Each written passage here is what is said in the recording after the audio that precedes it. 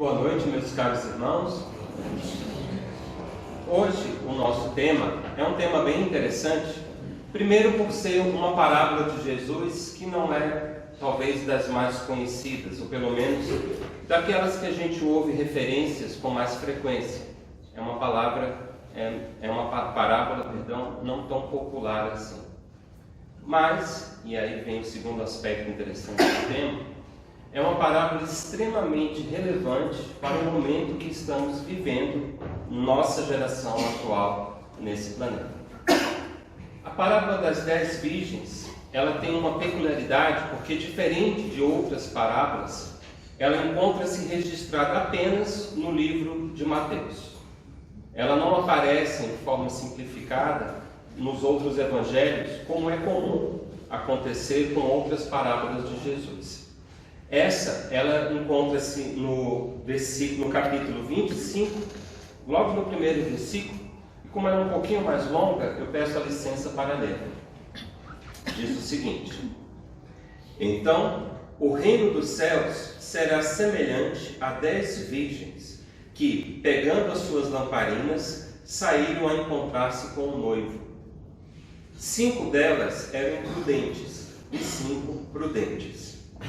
As imprudentes, ao pegar as suas lamparinas, não levaram óleo consigo. Mas as prudentes, além das lamparinas, levaram óleo nas vasilhas. E, como o noivo estava demorando, todas ficaram sonolentas e adormeceram. Mas, à meia-noite, ouviu-se um grito: Eis o noivo, saiam ao encontro dele. Então, todas aquelas virgens se levantaram e prepararam as suas lamparinas. E as imprudentes disseram às prudentes: Deem a nós um pouco do óleo que vocês trouxeram, porque as nossas lamparinas estão se apagando. Mas as prudentes responderam: De modo algum. O óleo poderia não bastar para nós e para vocês. Ide antes aos que vendem e comprai para vocês. E saindo elas para comprar, chegou o noivo. E as que estavam preparadas entraram com ele para a festa do casamento, e fechou-se a porta. Mais tarde, chegaram as virgens imprudentes, dizendo: Senhor, Senhor, abra a porta para nós. Mas o noivo respondeu: Em verdade lhes digo que não as conheço. Vigiai, portanto, porque não sabeis nem o dia e nem a hora. Então, é fantástico, né? Mais uma parábola sensacional de Jesus, passados 2000 anos, tão atual e tão necessária para nós. Mas vamos interpretar um pouco o que Jesus quis dizer com isso. Temos que lembrar que Jesus falava para uma comunidade de 2000 anos atrás, que, portanto, possuía hábitos e referências culturais e sociais muito diferentes das nossas. Nós estamos falando de uma civilização oriental que tinha costumes próprios. Por exemplo, no caso dos hebreus, as cerimônias de casamento costumavam ser festividades que duravam dias, geralmente 7 dias de celebrações. E elas se iniciavam justamente com a recepção do noivo que vinha ter com a sua consorte. E era de hábito na época que algumas mulheres ligadas à família recepcionassem o noivo e com ele entrassem para o salão aonde aconteceria a celebração. Bom, então, aqui, quando nós temos a referência a essas 10 virgens, não são virgens no sentido sexual que nós entendemos, mas muito mais pessoas que procuram, com a sua conduta, com seus hábitos, estarem mais afastadas de um comportamento mais reprovável ou em desacordo com os princípios, com os preceitos religiosos. Então são pessoas que buscam levar uma vida mais purificada, digamos assim. Daí a expressão de virgens. E aqui Jesus divide esse grupo em 2 subgrupos. Uma eram das virgens imprudentes, em algumas traduções aparecem como nécias ou tolas, basicamente com o mesmo sentido. Outras já eram as virgens prudentes, prevenidas. E como essa recepção do noivo acontecia à noite, de acordo com o costume da época, cada uma delas então estava com uma lamparina para esperar o noivo na claridade. A diferença desses subgrupos é que um levou apenas a lamparina e mais nada. Sendo que, como a vigília poderia ser longa, que foi o caso, ou seja, o noivo poderia demorar um pouco mais, já que naquela época o Uber não era tão eficiente como hoje em dia, né? Então ele se atrasou um pouquinho. Acabou que a lamparina delas já estava no final, quando o noivo finalmente chegou. As outras também, porém elas tinham, cada uma consigo, essas 5 virgens, um vasilhame com óleo suficiente para durar mais. E elas, percebendo as nécias que iam ficar sem óleo e que a lamparina ia apagar, imagina você receber, né, metade do grupo, o noivo no escuro, não ia pegar bem, elas pediram um pouco de óleo emprestado. Só que, naturalmente, não seria suficiente se cada uma repartisse o pouco de óleo extra que elas possuíam com as demais. E aí então elas dizem que se fizessem isso, no final ia acabar que todo mundo ia ficar na escuridão, porque não seria suficiente para todas. E aí recomenda que elas busquem o óleo da única forma que naquele momento seria possível, ou seja, buscasse um mercador que fornecesse o óleo para elas. O que já imaginamos que não deve ser algo fácil, porque meia-noite até o Pão de Açúcar já fechou. O que dirá naquela época algum local comercial que vendesse óleo? Então, elas, imagino muito afoitas, foram atrás de algum local que pudessem encontrar, e nesse ínterim chega o noivo, e as que estavam preparadas com as lâmpadas acesas e tal, entram com ele, e as portas se fecham, e as festividades começam. Mas lá para tanto, no avançar da noite, às 5, finalmente com o óleo retornam para casa, e ao bater na porta, o noivo, que não as tinha recebido, ou seja, provavelmente sequer as conhecia, simplesmente as dispensou, dizendo: não as conheço. E aí elas perderam a festa e devem ter esse ruído, né, de ódio por estarem todas preparadas, arrumadas, com os melhores vestidos e não poder participar daquele evento social que provavelmente era algo muito importante na comunidade delas. Bom, esse é o sentido mais humano da parábola, mas a gente sabe que Jesus, por estar em um povo muito simples, um povo de característica essencialmente do pastorio, da pecuária, da agricultura, não tinha uma linguagem mais sofisticada. A linguagem hebraica era muito simples, muito concreta, não tinha muitas palavras para expressar ideias abstratas. Então a forma que Jesus encontrou de poder ensinar o seu evangelho para aquela civilização, para aquela sociedade, eram através das parábolas. Então toda parábola de Jesus tem um significado maior. No caso desse em particular, nós já podemos identificar alguns elementos. Primeiro, quem seria o noivo? Com quem estaria, celebrando de fato o casamento? Então o noivo representa o nosso casamento com Deus, com a espiritualidade superior, o nosso encontro, uma vez que nós alcançarmos o patamar de espíritos puros, de espíritos perfeitos. Então estamos nos casando com Deus. Inclusive esse tipo de simbologia vamos encontrar no próprio Antigo Testamento, em Oséias e em outros profetas. Eles já tinham de fato essa simbologia de representar a aliança do homem com Deus na forma de um casamento. Então Jesus já se aproveitou desse símbolo que existia. E as virgens, quem seriam? As virgens seríamos nós, ou pelo menos aqueles que estão buscando levar uma vida menos envolvida com os equívocos das provas e experiências materiais. E portanto vamos encontrar representantes dessas virgens no seio da nossa sociedade, em diversas agregações religiosas, as mais diversas, e também aqueles que dizem não professar uma fé religiosa específica.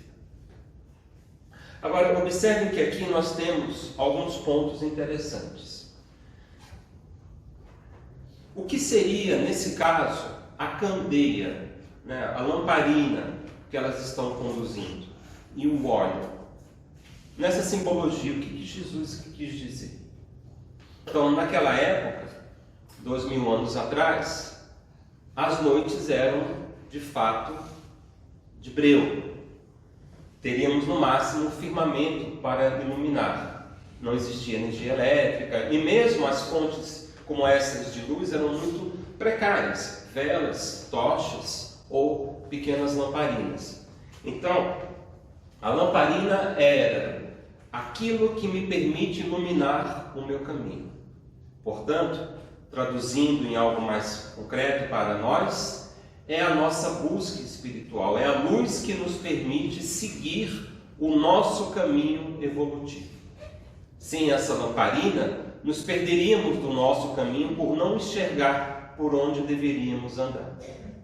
Só que essa luz, ela exige algo para manter-se acesa. Necessita do óleo, daquilo que alimenta. E no nosso caso, esse óleo é o óleo da fé, da busca incessante pelas coisas espirituais, por aquilo que alimente não só o nosso corpo, mas principalmente pelo pão que alimenta o espírito. Isso é o que mantém a nossa chama acesa. Se deixarmos de alimentar essa chama, se vivermos uma vida muito mais voltada aos interesses e aos prazeres da materialidade, a nossa chama se apagará e nós nos desviaremos daquele caminho que traçamos para nós antes de encarnarmos. É como se cada um de nós no mundo espiritual dissesse: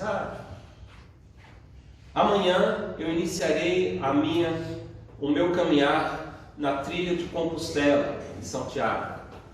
Então eu já traço todo o caminho. No primeiro dia eu chego na estação X, na outra semana naquele ponto. Então aquela é a minha trilha que eu tracei para mim antes de iniciar a minha encarnação. Mas para que eu não me desvie dela, a minha lamparina tem que permanecer acesa. E aqui Jesus, muito didaticamente, separa a humanidade em dois grupos. Existe aquele grupo que diz querer chegar no caminho, mas não é previdente. Não busca de fato estar empregando as suas ações, os seus pensamentos, o seu planejamento em manter a sua lamparina acesa. Simplesmente acha que porque naquele momento a sua lamparina tem óleo suficiente, que isso vai bastar. E no meio do caminho, o óleo acaba e elas ficam na escuridão.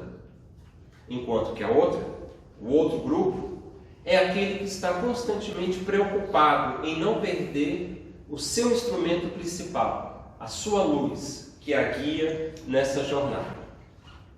E aí a gente percebe uma coisa interessante, que quando a gente, talvez lendo a parábola sem prestar muita atenção, fica até um pouco indignado, né? Porque se o outro grupo das virgens prudentes tinha um óleo de reserva, por que não ceder um pouco para aquelas que não trouxeram?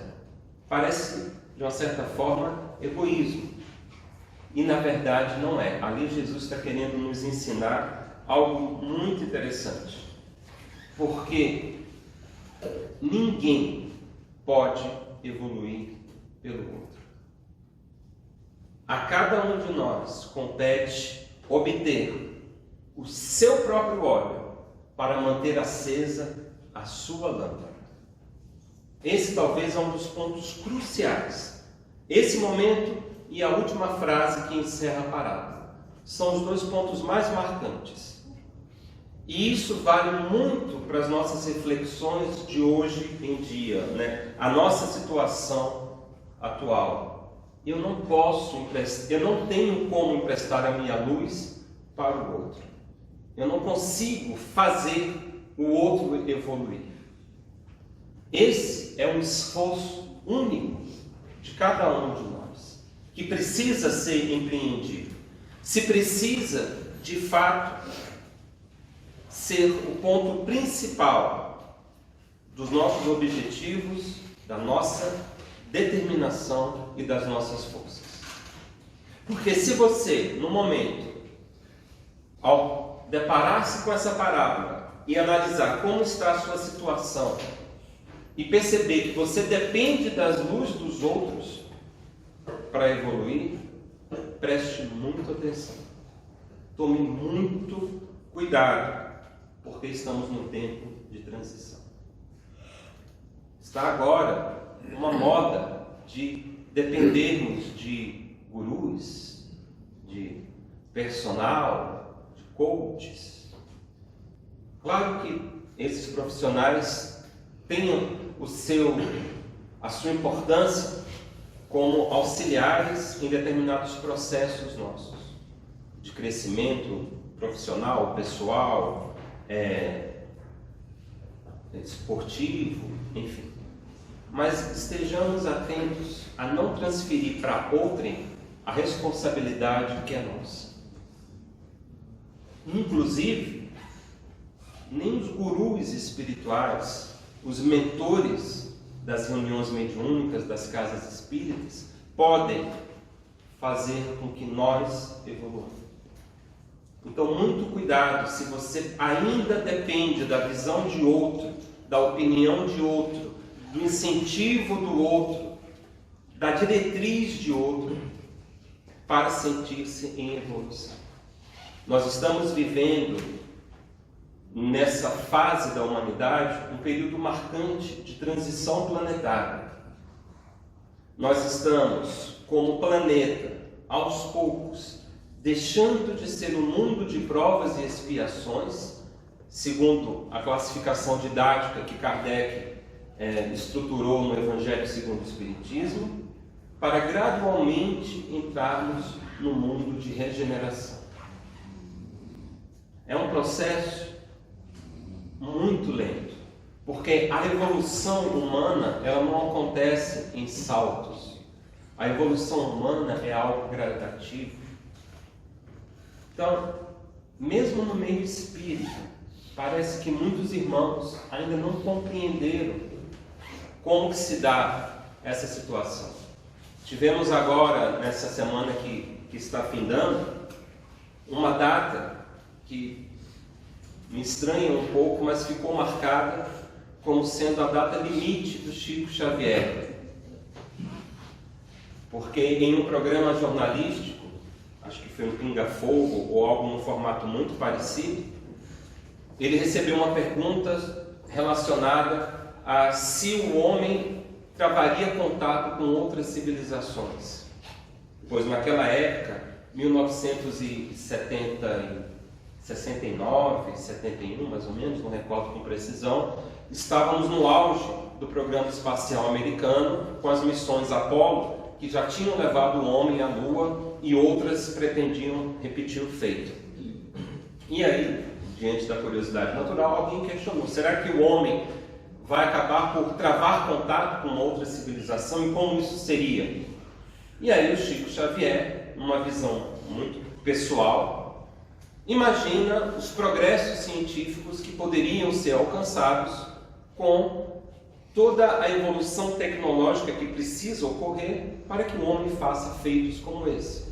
Por exemplo, ele citou que seria possível extrair água do solo lunar, o que é até uma informação interessante, porque décadas depois se confirmou que a Lua possui calotas polares que potencialmente poderiam ser sim fonte de água pura.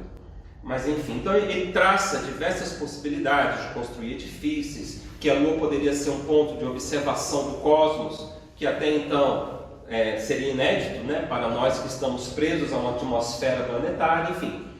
Mas ele condiciona isso tudo a que o homem, nos próximos 50 anos, não se destruísse. O que na época fazia todo sentido, porque estávamos no auge da Guerra Fria. Aquela guerra psicológica, principalmente, onde duas grandes nações competiam pela supremacia militar e tecnológica. Então, sim, era uma ameaça muito concreta, uma possível terceira guerra mundial, que se houvesse, provavelmente seria aquela onde se empregaria armamentos nucleares e de poder de destruição nunca vistos. Então, sim, a humanidade poderia acabar por se aniquilar. Então, ele condiciona isso que nos próximos 50 anos a humanidade vivesse em clima de maior paz. O que aconteceu? Estamos todos aqui. Mas não que em 17 de julho de 2019, magicamente, todos nós começaríamos a virar espíritos de luz, num passe de mágica. Na verdade, o Espiritismo não faz predições e não possui profecias. Nenhum espírito sério irá definir data específica para qualquer coisa, porque, acima de tudo, a nossa humanidade está governada pelo livre-arbítrio individual e coletivo. Então, por mais que pareça que determinada situação vai ocorrer, basta que uma pessoa relevante tome uma decisão diferente e o curso da história muda por completo. Por isso o Espiritismo não faz predições. Por isso, esse processo de transição planetária é algo muito gradual. Porque para ele ocorrer, o fator crucial é que cada um de nós evolua o suficiente para que, como coletividade, possamos formar uma humanidade diferente.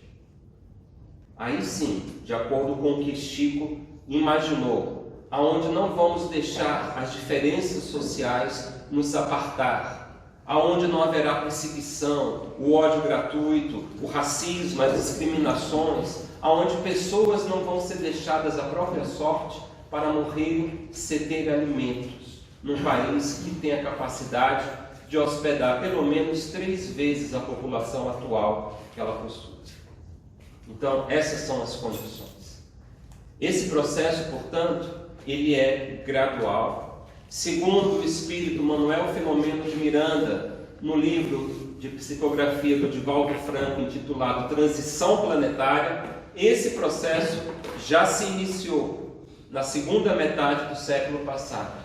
E ele está agora acelerando, à medida que espíritos mais evoluídos de outras humanidades estão reencarnando em massa no nosso planeta para permitir uma maior celeridade no nosso progresso científico, social, mas principalmente moral.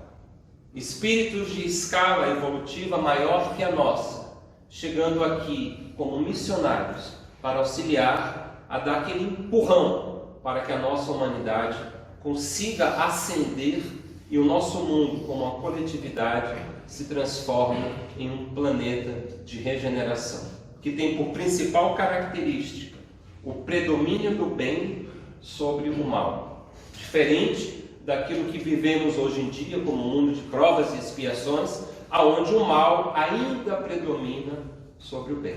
Iremos fazer essa inversão. O mal não deixará de existir, mas será cada vez mais comum ações boas por parte dos integrantes dessa humanidade. Esse é o futuro, digamos, a médio prazo que podemos esperar. Mas aí, antes, voltando à parábola, percebamos que o esperar é um esperar ativo, trabalhando.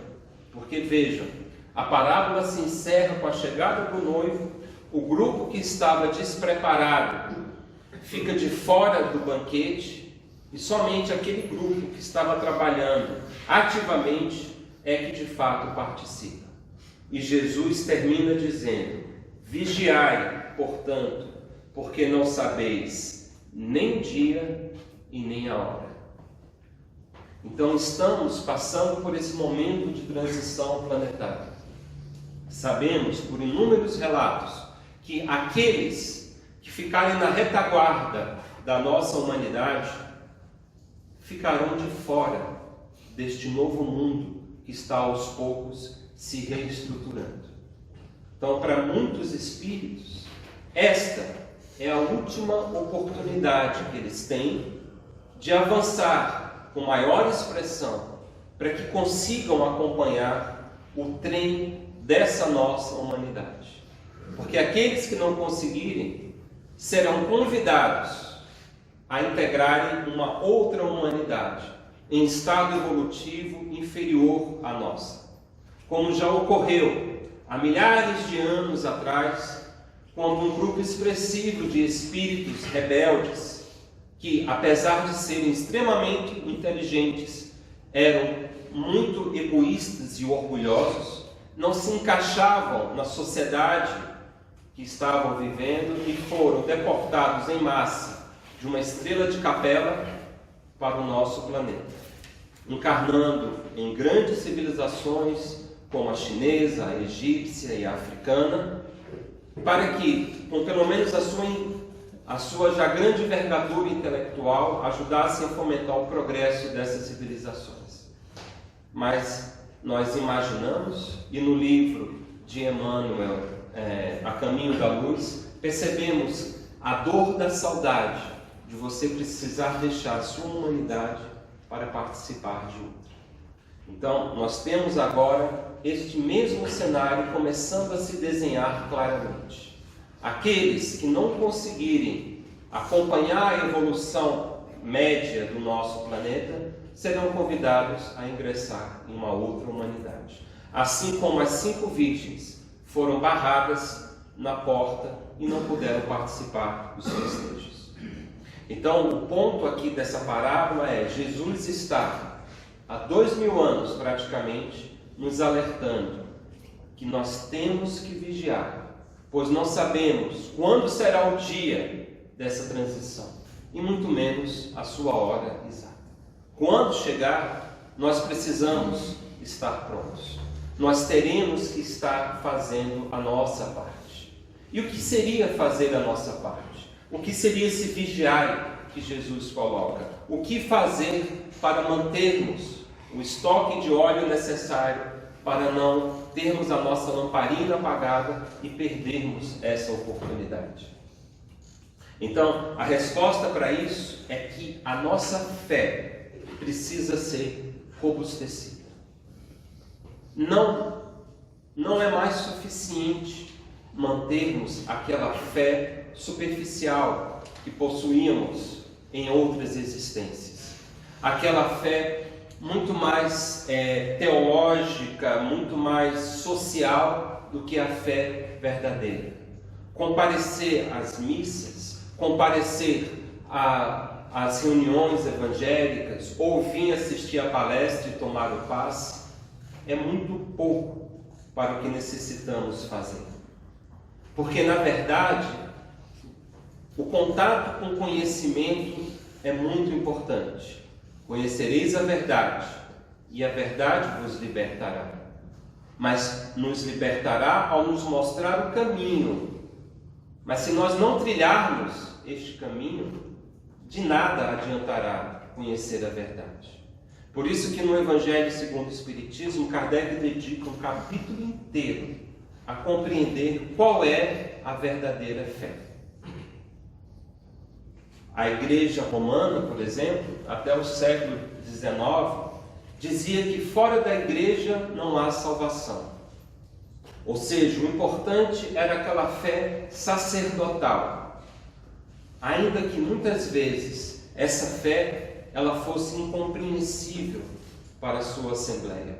Ou como eu lembro as palavras de um professor que eu tive, para ele fé era um salto de confiança no abismo desconhecido.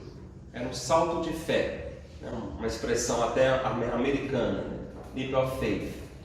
Ou seja, mas eu não tenho a menor ideia, eu simplesmente me jogo na confiança de que chegarei do outro lado do abismo.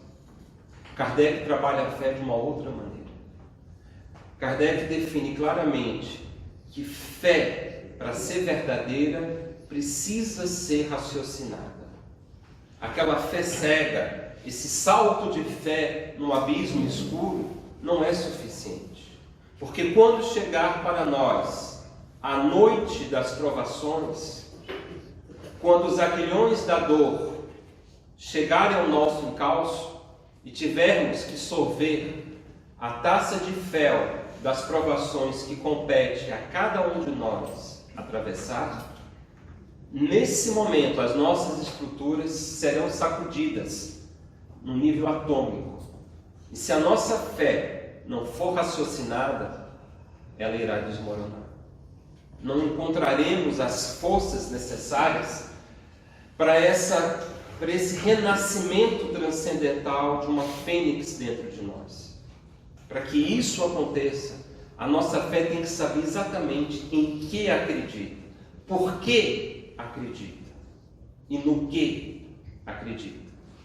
Então, Kardec conclui que fé verdadeira só é aquela que pode encarar de frente a razão em qualquer época da humanidade. A fé precisa ser raciocinada.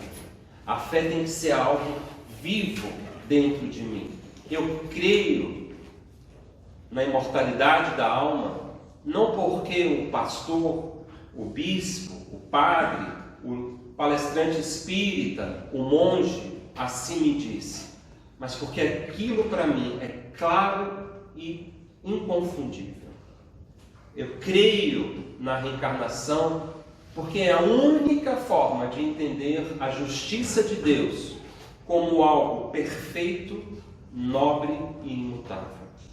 Eu creio na lei de ação e reação, porque só assim a reencarnação, a justiça de Deus e a imortalidade fazem sentido quando chega a minha vez de atravessar a dor. Porque o ser humano ele é muito peculiar nesse assunto.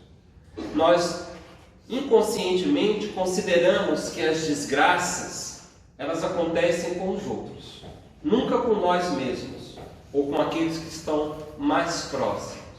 Eu me lembro sempre, gosto de citar esse exemplo, de um filme estrelado já há muito tempo pelo ator Jerry Lewis, que ficou bastante conhecido pelas suas comédias, mas nesse filme era um filme dramático, onde ele interpretava um pai cuja filha tinha uma doença raríssima, incurável e fatal. E nos Estados Unidos não existia tratamento para aquela doença degenerativa. A sua filha estava condenada à morte.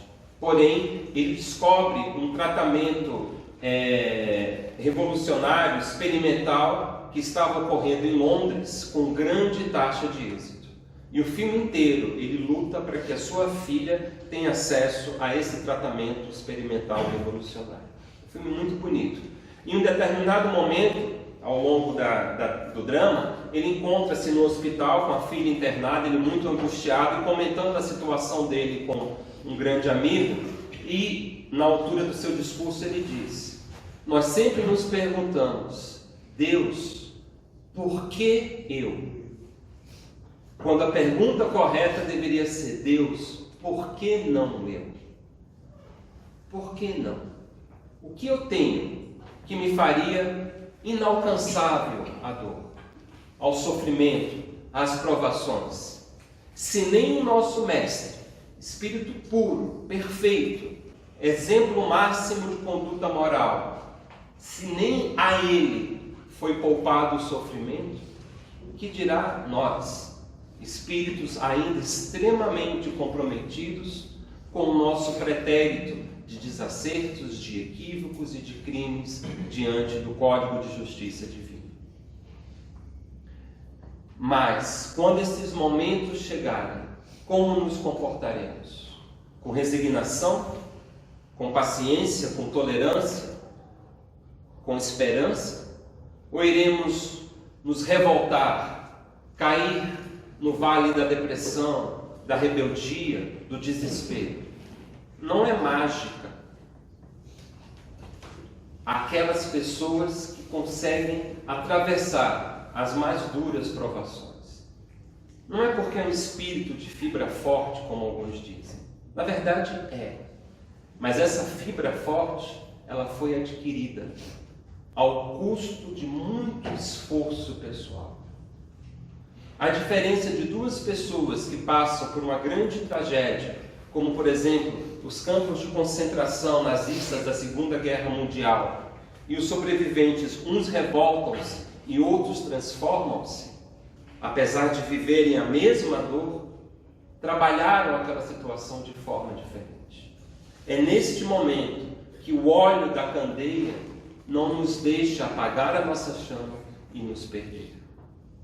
Então, isso exige de nós um esforço constante. Como não sabemos a duração dessa nossa encarnação, hoje pode ser a última noite de algum de nós, não podemos, portanto, postergar o que devemos fazer para o amanhã. O amanhã é um conceito extremamente vago. E o brasileiro, mestre em procrastinação, sabe muito bem que quando nós adiamos aquilo que devemos fazer, acabamos por não realizar. Se pegarmos as obras, por exemplo, do espírito André Luiz, quantos casos de espíritas fracassados nasceram num berço espírita, de pais espíritas, de caráter nobre, que os levaram para a doutrina espírita, que foram o seu esteio nos momentos da infância e da juventude, mas mesmo assim o orgulho, o egoísmo, a preguiça os fizeram perder a prova. Eu lembro naquele livro Obreiros da Vida Eterna, aonde André Luiz visita a casa transitória de Fabiana, que era uma espécie de posto de socorro espiritual avançado no umbral, e eles estavam perto de ter que se deslocar da região onde a casa se encontrava, porque foram avisados pela espiritualidade superior que seria feita uma descarga elétrica na região umbralina onde eles se encontravam para dissipar os miasmas e, enfim, as agregações de espíritos perversos que se fixaram ali.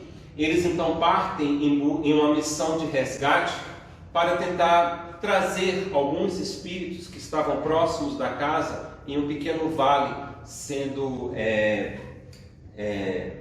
submetidos à ação cruel de alguns verdugos espirituais. E eles tentam algumas manobras e tal, no momento eles lançam uma esteira para ver se conseguiam puxar alguns dos espíritos e acendem uma luz, e aí aquela algazarra, aquela confusão, e muitos espíritos clamando misericórdia, clemência e etc. E nisso um deles merece uma atenção maior de André Luiz, porque ela se diz, uma senhora, se diz uma miserável, porque ela era espírita, ela tinha conhecido Bezerra de Menezes, mas os seus equívocos a levaram para aquele local. Aí, assim, particularmente me marcou, porque imagina o que é você ter conhecido o Dr. Bezerra de Menezes, aquele apóstolo do Cristo, ter convivido com ele e não ter aproveitado as oportunidades que esse ensinamento sublime deve ter lhe proporcionado. Você viver ao lado de um espírito de grande envergadura e acabar em uma região de dor e de miséria espiritual. Então isso é um alerta para todos nós. Devemos pensar o que realmente importa na nossa existência. O que queremos para o nosso futuro? Porque Jesus já colocou claramente no Sermão da Montanha, Mateus, por exemplo, nem todos os que dizem Senhor, Senhor entrarão no reino dos céus, mas apenas aqueles que fazem a vontade do Pai. Não adianta dizer na hora do desencarne, logo depois, eu fui espírita, eu frequentei o irmão Estevão, eu tomava passe, levava 3 litros de água frutificada para casa, jogava até no lençol da cama para espiritualizar o ambiente, estava nas campanhas da sopa, da arrecadação de alimentos, ia direto lá na comunidade do Paranoá. Claro que eu ia para me exibir, né? Crente que eu era ali, um bom samaritano, mas são detalhes, né? Não adianta, não basta dizer Senhor, Senhor. Temos que fazer a vontade do Pai. Temos que vivenciar as suas leis em nossa existência. Jesus fala isso tantas vezes no seu Evangelho, que é impressionante como mesmo assim nós nos esquecemos desse aspecto fundamental. Por exemplo, falando ainda em Mateus, lá no capítulo 16, versículo 24, uma frasezinha só um versículo.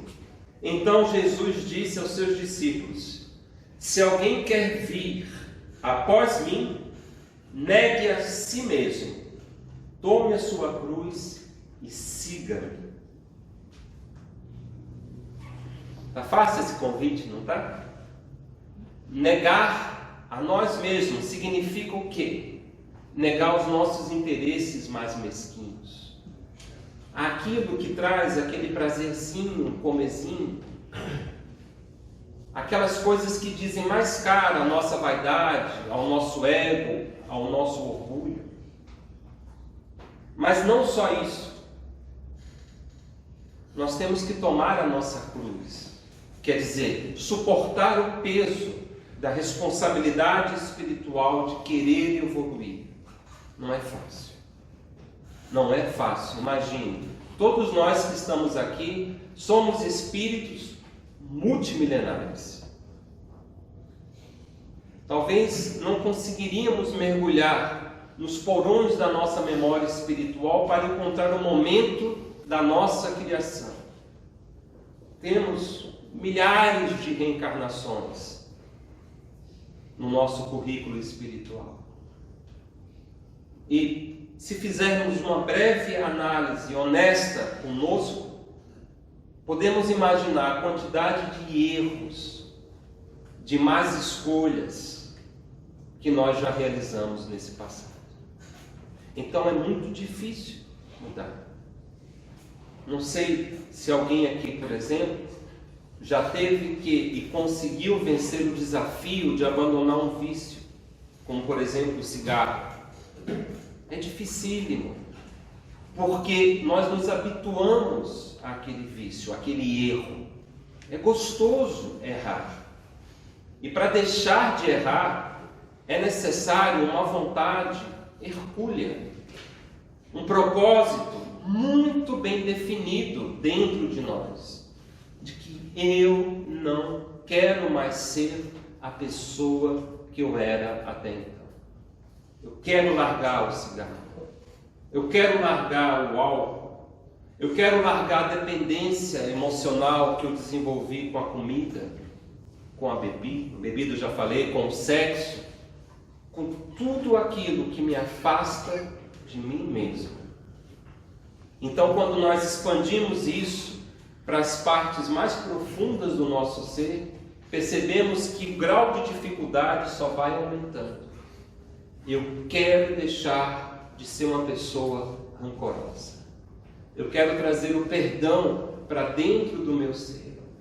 Como é difícil. Como é bom odiar alguém que nos machucou. É tão gostoso ser a vítima, não é?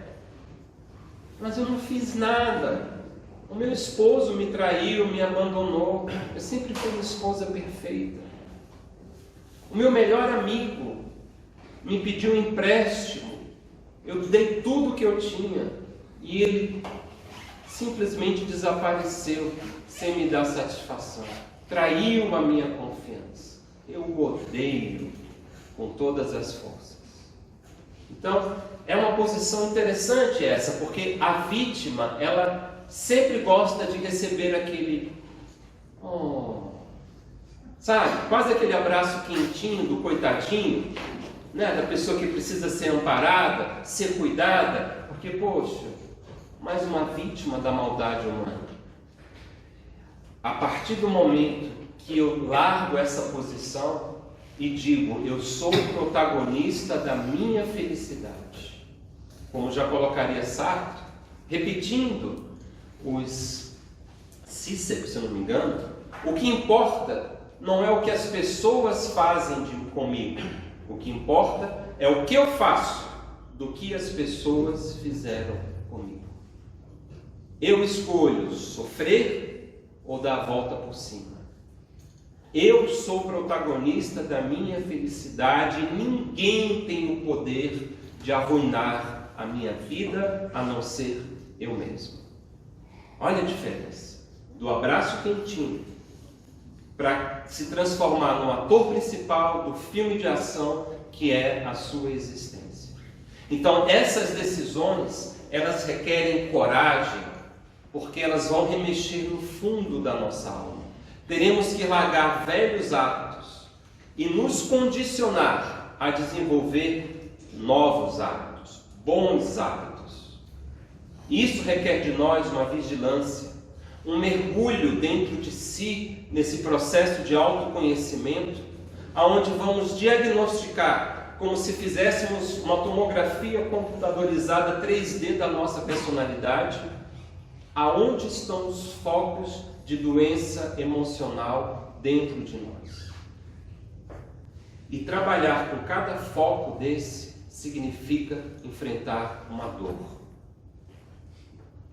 Talvez algo que ocorreu na minha infância, aquela infância que geralmente a maioria das pessoas diz foi uma infância feliz, mas quando vão conversar, vão iniciar uma terapia com um psicólogo, elas começam a entender que, na verdade, essa felicidade foi só uma máscara protetora para uma infância caracterizada pelo abandono, pela chantagem emocional, pelo sentimento de desprezo, de inferioridade, tantas outras mazelas emocionais que os filhos passam sob o jugo dos pais que, por não serem espíritos perfeitos, estão também sujeitos ao equívoco, especialmente com os seus filhos, que muitas vezes são compreendidos como extensões deles mesmos.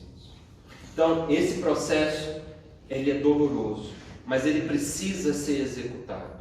E a melhor forma, não a única naturalmente, mas a melhor forma de executá-lo é através da fé raciocinada, aonde entendemos qual é o nosso propósito nessa existência. Não somos coitadinhos e nem somos joguetes do acaso.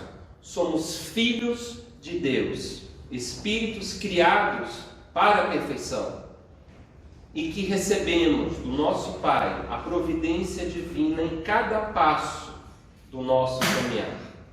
Se caímos, se sofremos, foi o nosso orgulho, o nosso egoísmo, a nossa vaidade que nos levou a escolhas equivocadas. Mas nada disso importa, se a partir de hoje eu resolver trilhar um caminho diferente. Não esqueçamos que Paulo foi, antes de tudo, antes do início, Saulo, o primeiro carrasco do cristianismo, e se transformou no maior divulgador do Evangelho. Graças a ele, o cristianismo saiu daquela pequeno núcleo acanhado da Palestina e ganhou o mundo. Nós também podemos fazer essa transformação dentro de nós. Podemos ser as virgens prudentes que carregam consigo o óleo da fé viva, raciocinada, e nós temos na doutrina espírita, aqui nessa casa, as ferramentas para fortalecer ou construir essa fé inabalável. Mas, como Jesus disse, não esperemos o amanhã. Não sabemos o dia, não sabemos a hora que seremos chamados de volta. Aproveitemos a oportunidade do hoje para construirmos o nosso futuro mais feliz e mais próximos de Deus. Essas eram as considerações da noite, e eu espero que elas possam fazer com que reflitamos mais um pouquinho, mais uma vez, sobre o nosso papel e a nossa missão verdadeira nessa existência. E então, rogamos a Jesus que o seu amor continue a iluminar e aquecer os nossos corações, e ao nosso Pai Celeste que fortaleça a nossa fé, para que consigamos superar todas as adversidades sem cair, sem revoltar. Que Deus, que Jesus esteja conosco hoje e para todo sempre. Jesus.